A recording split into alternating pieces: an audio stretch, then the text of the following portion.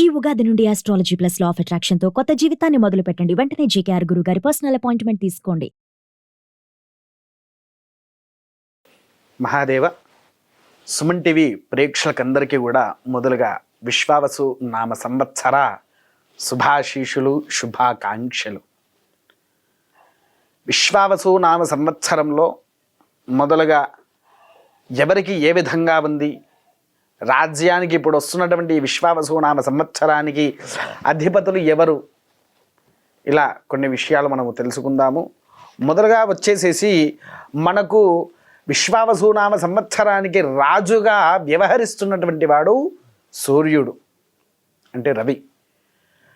సూర్యుల వారు మనకు రాజుగా ఈ సంవత్సరం ఉంటున్నారంటే విపరీతమైన ఎండలతోని చాలా స్వచ్ఛమైన మనసుతో ఉంటున్నారు.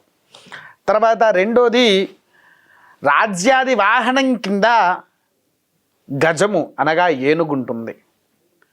పూర్వం ఏంటి అనంటే ఒక యుద్ధంలో పాల్గొనేటప్పుడు గజాలను 3వ స్థాయిలో ఉంచేటువంటి వారు. ఎందుకనంటే ఒక గజము మినిమము ఒకేసారిగా 1000 గుర్రాలనైనా సరే చంపగలుగుతాదనేటువంటిది శాస్త్రము. తర్వాత విశ్వావసు నామ సంవత్సరానికి మంత్రి చంద్రుడు. ఒకే మనసు మీద నిల్చొని ఉండడు, ఒక వృక్షం మీద ఉండడు, అటు ఇటుగా ఎగురుతూ ఎగురుతూ కూర్చుంటాడు. మనసు అనేటువంటిది స్థిరముగా ఉండదు. రెండవది, సన్యాసాధిపతి గురువు. ఆర్థిక సమస్యల్లో ఉండేటువంటి దోషాలను కూడా నివృత్తి చేసేటట్టుగా, విన్నారా? తర్వాత ధాన్యాధిపతి కుజుడు.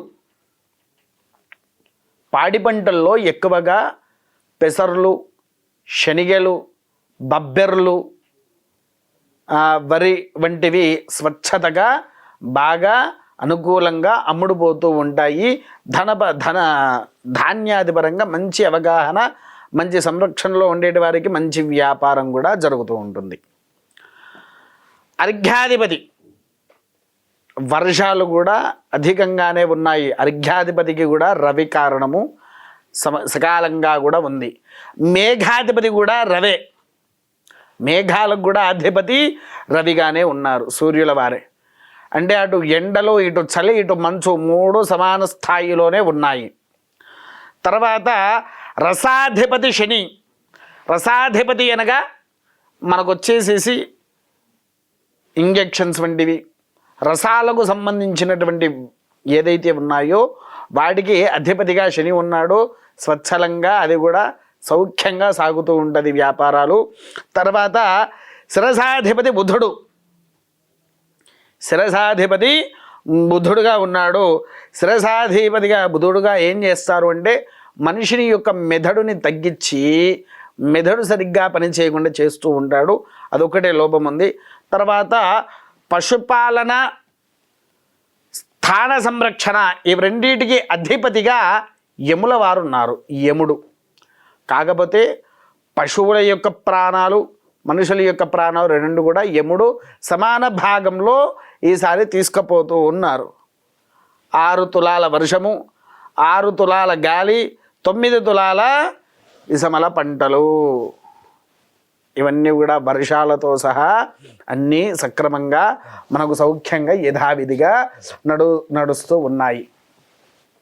విన్నారా? కాబట్టి అందరూ కూడా పాడి పంటలకు కూడా సంరక్షణగా, సకల యోగ్యతగా, సకల ఐశ్వర్యాలతో రాజ్యాధికంగా ఉండేటువంటి వీటిని అనుగ్రహించి పాడి పంటలకు, వర్షాలకు సకల సాఫల్యత, అనుకూల్యతతో కూడా నివర్తిస్తూ ఉన్నారు. ఈ సంవత్సరమున మనకు గురుమూఢ్యమి, శుక్రమూఢ్యమి అని 2 ఉంటాయండి. గురుమూఢ్యమిలో శుభ కార్యక్రమాలు ఆచరించుకోండి.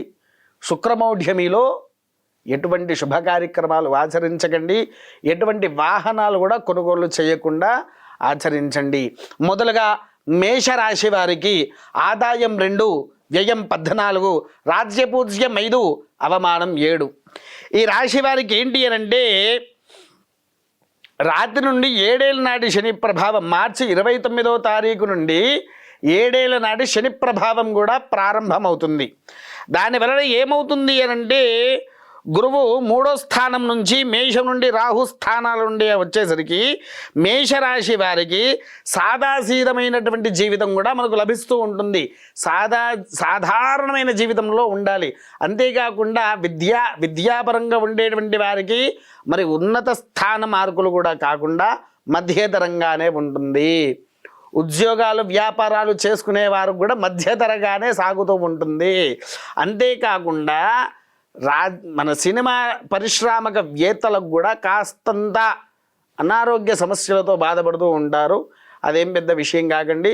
ఈ యొక్క రాశి వారు కూడా ప్రతిరోజు నిత్యంగా సకలాధ్యక్షంతో ఉండడానికి కోసమై మీరు వెంకటేశ్వర స్వామి వారి యొక్క ఆరాధన చేస్తే వెంకటేశ్వర స్వామి వారి యొక్క అనుగ్రహాన్ని పొందితే సకలంగా భోగభాగ్యాలతో సంరక్షణ ఇస్తూగా జీవిస్తూ ఉంటారు. మేషరాశి వారు ఒకటైతే గమనించాలండి, మీకేంటి అని అంటే కాస్తంత ఆరోగ్య సమస్యలు ఉంటాయి. వాస్తవానికి మనకు షడ్గ్రహ కూటమి కూడా వస్తున్నది కాబట్టి 12 రాశుల వారికి కూడా కొద్దిగా అనారోగ్య సమస్యలు ఉంటాయి. వాటిని మాత్రము చూసుకోండి. దాని వలన మీకు ఉండేటువంటి దోషాలు నివారణ చేసుకోవడానికి ఆ వెంకటేశ్వర స్వామి వారి యొక్క నామస్మరణ చేసేస్తే సకల భోగ భాగ్యాలు కూడా లభిస్తూ ఉంటాయి. తదనంతరము వృషభ రాశి. ఈ రాశి వారికి ఆదాయం 11, వ్యయం 5, రాజపూజ్యం 1, అవమానం 3. ఈ రాశి వారికి అద్భుతమైన ఫలితాలు ఉన్నాయండి. శని ఉన్నత స్థానంలో వస్తున్నాడు. దీనివల్ల మీకు ఏంటంటే మీరు అనుకున్న కోరికలు కూడా విజయవంతంగా సాగుతూ ఉంటుంది. తర్వాత రెండోది వచ్చేసేసి చిన్నపాటిగా అనారోగ్యాలకు గురి అవుతారు. దానికి మీరు ఎక్కువగా ఇబ్బంది పడాల్సినటువంటి అవసరం అయితే లేదు. అంతేకాకుండా మనకు ఈ యొక్క వృషభ రాశి వారికి బృహస్పతి శని 2 గ్రహాలు కూడా సకల సౌఖ్యాలతో కూడా విరదిస్తూ ఉన్నాయి. శని ప్రభావంలో ఉండేటువంటి శని ప్రామిషకవేత్తలు కూడా మీకు మంచి అనుకూలమైనటువంటి వాతావరణము సకల సాఫల్యాలతో విరధిల్లుతూ ఉంటారు. వ్యాపారవేత్తలో ఉండేటువంటి వారు అధికంగా కూడా మీకు సకల రీతిలో వ్యాపారం జరుగుతూ ఉంటుంది. తర్వాత విద్యారంగంలో ఉండేటువంటి వారికి కూడా ఉన్నత ర్యాంకులకు వచ్చి సకల విద్యానుగ్రహం కూడా పొందగలుగుతూ ఉంటారు. మీరు ఏం చేస్తారు అంటే ప్రతిరోజు ఉదయాన్నే లేచి లక్ష్మీదేవి ఆలయానికి వెళ్ళినా లేదా అమ్మవారి ఏ సత్స్వరూపానికి వెళ్ళి అమ్మవారి దర్శనాలు చేసుకున్నా కూడా మీకు భోగభాగ్యాలు కూడా వర్ధిల్లుతూ ఉంటాయి. స్త్రీ వృష లక్షణాలకు ఏకాగ్రత అనేటువంటిది చాలా తక్కువగా ఉంటుంది.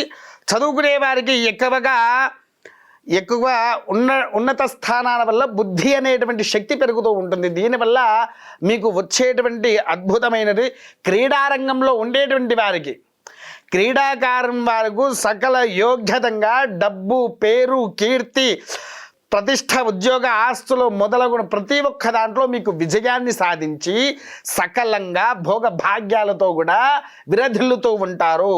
అదొక్కటే కాకుండా మీరు ముఖ్యంగా ఆలోచించాల్సిన విషయం ఏంటంటే ఇక్కడ మీకు శని 10-9 స్థానాల్లో, రాహు 4-3 స్థానాల్లో ఉంటున్నారు కాబట్టి వృత్తి, ఉద్యోగ, వ్యాపార యందున కొద్దిగా జాగ్రత్తగా వహించాలి. నేను ఎంతైనా నాకు బాగానే ఉంది కదా, నాకేం అవసరం లేదు అనుకోకుండా వీటిలలో జాగ్రత్తగా ఉన్నటువంటి ఎడల మీకు సకలంగా క్షేమంగా అన్ని రకాలుగా విజయాన్ని సాధించడానికి లక్ష్మీ కానివ్వండి లేకపోతే అమ్మవారి సత్స్వరూపాల్లో ఏదున్నా కూడా విజయాన్ని అనేటువంటిది మనకు చేకూరుస్తూ ఉన్నది. కాబట్టి ఇది నిదానంగా ఆచరించండి. ఆ అమ్మవారి యొక్క అనుగ్రహాన్ని పొందండి.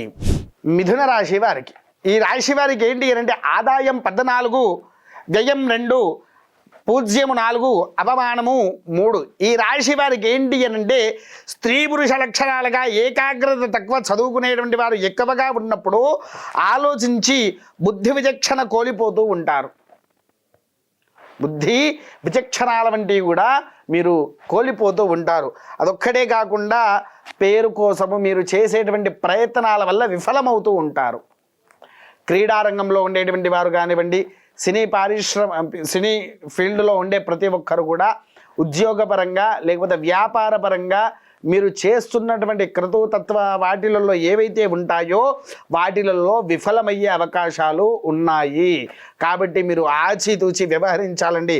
ఎందుకంటే ఈ రాశి వారికి 12 నుంచి 1 లోపు గురువు, 10 నుంచి 9 లోపు శని, తర్వాత రాహు 4-3 కేతుగ్రస్త స్థానంలో ఉంచేసరికి మీకు వృత్తి కానివ్వండి, వ్యాపారం కానివ్వండి, వాటిలలో చాలా జాగ్రత్త వహిస్తూ ఉండాలి. అంతేకాకుండా మీ పిల్లలు ఇందులో ఏంటంటే విద్యాపరంగా కాస్తంత చదువు అనేటువంటిది సమ్మగిల్లి కాస్తంత అంటే 13 నుంచి 14 ఏళ్ళలో ఉండేటువంటి వారు వీరికి ఏంటి అంటే చెడు వ్యసనాలకు బానిసవుతారు. ఆ వ్యసనాల వల్ల లేనిపోని యొక్క అరిష్టాలకు కూడా మీరు పొందుతూ ఉంటారు. దయచేసి పిల్లలను కాస్త ఫ్రెండ్షిప్ తగ్గించమని చెప్పండి. ఈ ఇయర్ వారు ఎంత ఫ్రెండ్షిప్ చేయకుండా ఉంటే అంత మంచిది. ఫ్రెండ్షిప్ని చాలా దూరం పెట్టేసేయాలి. అలా చేస్తేనే మీ పిల్లలు సౌఖ్యంగా ఉంటారు. అంతేకాకుండా ఏంటి అనంటే కాస్తంత మీకు ఆరోగ్య సమస్యలు కూడా వస్తాయి. అవి కంఠానికి సంబంధించినటువంటి వ్యాధులు వస్తాయి. దాని పరంగా చూసి ఆచితూచి వ్యవహరించగలరు. మిథున రాశి వారు ఏం చేస్తారంటే మీరు నిత్యంగా శివారాధన చేయడం వలన మీకు యోగము, భోగము, సౌఖ్యము కూడా లభిస్తూ ఉంటుంది. మీరు నిత్యంగా శివారాధన చేసిన, శివ అభిషేకాన్ని ఆచరించిన, అది కూడా తెల్లవారుజామున 4 గంటలకే శివుడికి అభిషేకాన్ని ఆచరించాలి.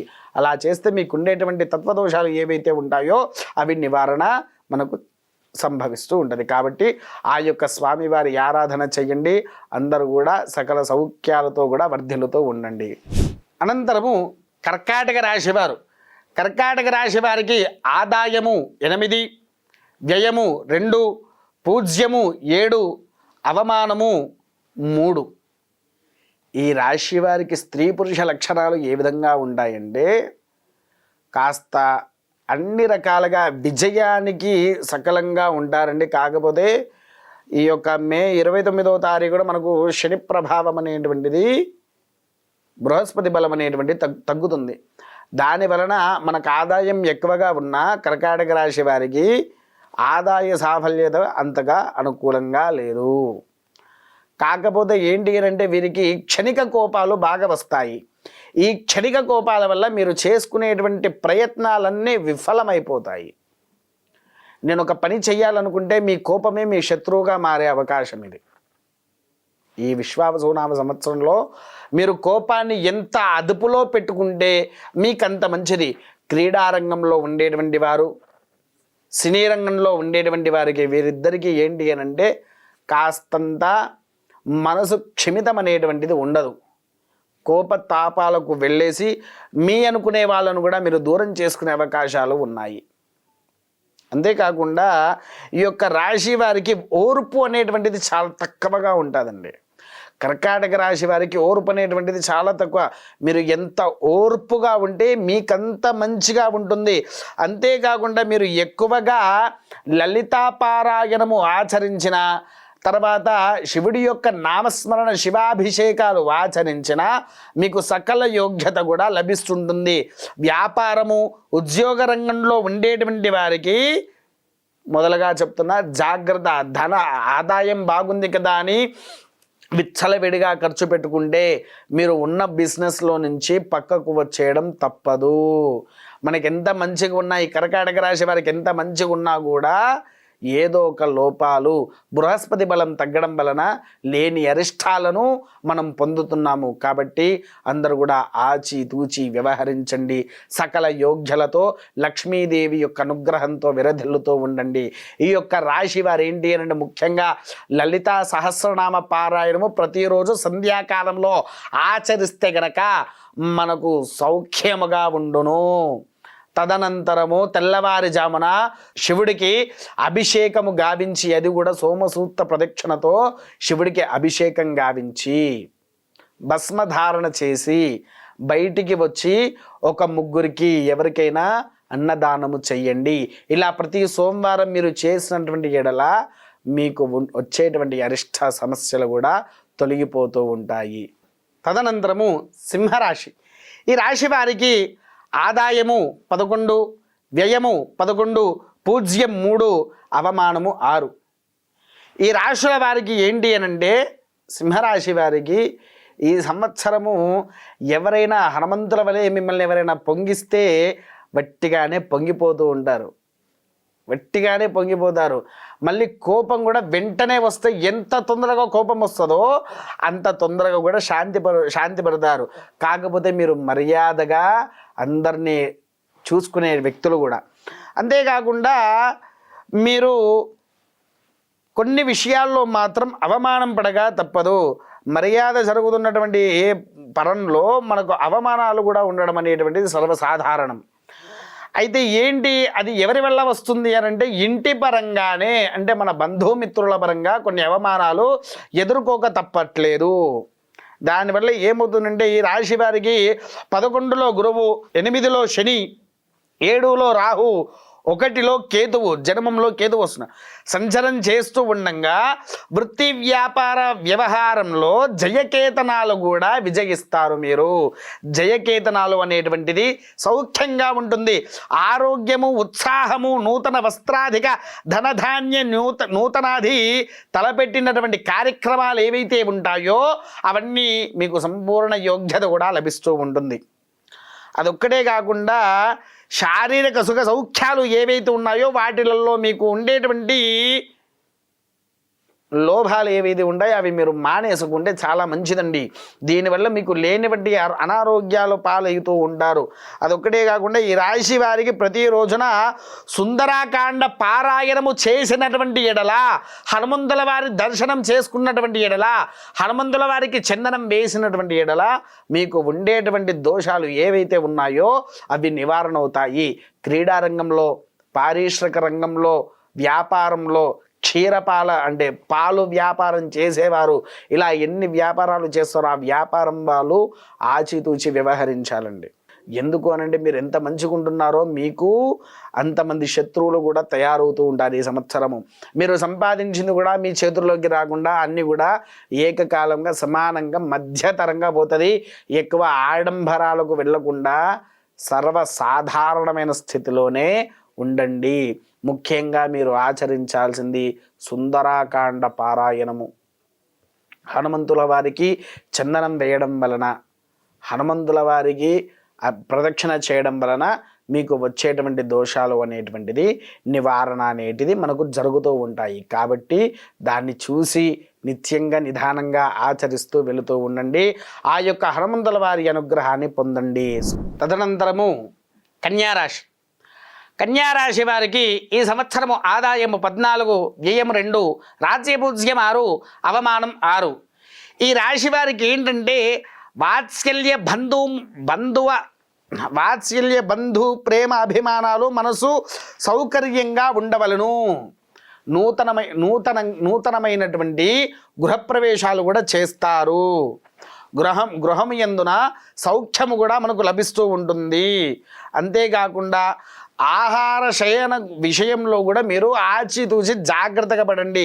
మీకేంటి అంటే ఈ సంవత్సరం కన్యారాశి వారు అనుకుంటారు కన్యారాశి తులారాశి వారికి ఎక్కువగా ఏది సహకరించదు అని. కానీ ఈ సంవత్సరం ఏంటంటే కన్యారాశికి కొద్దిగా బాగలేకపోయినా కొన్ని విషయాల్లో మాత్రం ఏంటి అంటే విజయకేతనలకు కూడా సకల సౌఖ్యంగా ఉంది. విజయకేతనలు కూడా సకలాధ్యక్ష రూపంలో ఉన్నది. అంతేకాకుండా ఈ యొక్క రాశి వారికి 10ంట గురువు, 7లో శని, 6లో రాహు, 12వ ఇంట కేతువు వలన చేస్తున్నటువంటి వృత్తి ఉద్యోగ వ్యవహారం యందున మిత్రులతో మీరు దూరమవుతారు. అంతేకాకుండా మిత్రుల దగ్గర నుంచి వెన్నుపోటు అని అంటారు చూసారా, అటువంటివి కూడా జరుగుతూ ఉంటాయి. ఆ వెన్నుపోటు కూడా జరగకుండా మీరు ఆచితూచి వ్యవహరించండి. అంతేకాకుండా కుటుంబాల్లో కొన్ని కలహాలు కూడా లభిస్తూ ఉంటాయి. వ్యాధుల భయము విపరీతంగా ఉంటుంది. కాకపోతే ఏంటి అనంటే ఎక్కువగా ఈ యొక్క కన్యారాశి వారికి మోకాళ్ళ నొప్పులు, కాళ్ళ నొప్పులు అనేటువంటివి ప్రారంభం అవుతాయి. అంతేకాకుండా మీ యొక్క బంధువులో కూడా కొంతమంది మిమ్మల్ని దగ్గరికి తీస్తే మిగిలిన వాళ్ళు పక్కకు నెట్టేసేటి వారు ఉంటారు. ఈ యొక్క రాశి వారు ప్రతిరోజు శ్రీరామ రక్ష ఆదిత్య హృదయ పారాయణము చేసినటువంటి ఎడల, సూర్య భగవానుడి యొక్క ఆరాధన చేసినటువంటి ఎడల, సూర్య భగవానుడి యొక్క అభిషేకాన్ని ఆచరించినటువంటి ఎడల మీ దగ్గర ఉండేటువంటి దోషాలు కూడా పరిపూర్ణమవుతూ ఉంటుంది. కాబట్టి ఈ యొక్క క్రీడారంగంలో ఉండేటువంటి వారు, సినీ రంగంలో ఉండేటువంటి వారు, ఎటువంటి వ్యాపారాలైనా చేసేటువంటి వారికి ఎలా ఉంటుందంటే రాజకీయవేత్తలకు కూడా కొన్ని సమస్యలు ఎదుర్కొంటారు. కాకపోతే మిగిలిన విషయాల్లో మాత్రము విజయకేతనం అనేటువంటిది మీ ఎంతున చేరే ఉంటుంది. కాబట్టి ఆచితూచి వ్యవహరించి ఆ యొక్క సూర్య భగవాన్ యొక్క అనుగ్రహాన్ని పొంది ఆ సూర్యగ్రహముతో సకల సౌఖ్య సాఫల్యాలతో విరధిల్లుతూ ఉండగలరు.